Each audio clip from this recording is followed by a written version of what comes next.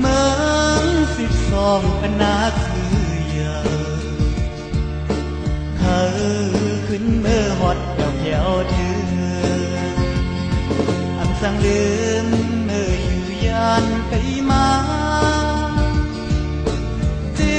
บมวยก็อีกปีน้องเก่าเศร้า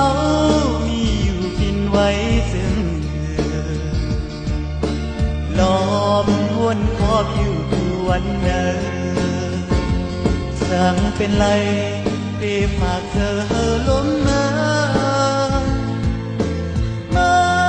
ลาดหมอกเนปันนิดเนื้ออันมึงนานหอดออกมาคืนเดียวอันลืมวานเมืองปีเกิดเป็น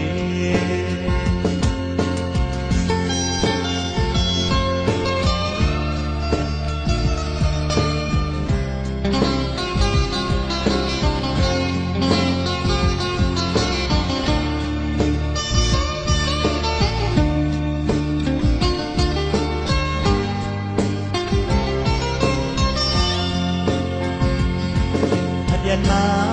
มีไก่วันเมืองเฮาปีเขาเลยเกิดอยู่มาเมือง12ปันนาซื้อเยอะเขา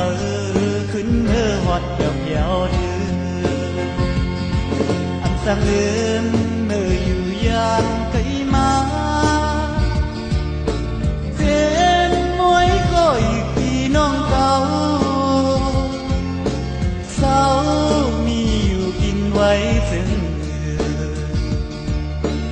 น้องวนขอบอยู่วันนั้นสั่งเป็นไรตีฝากเธอลมเมื่อ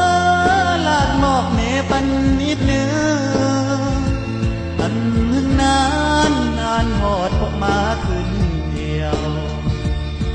อันลืมวานเมืองที่เกิด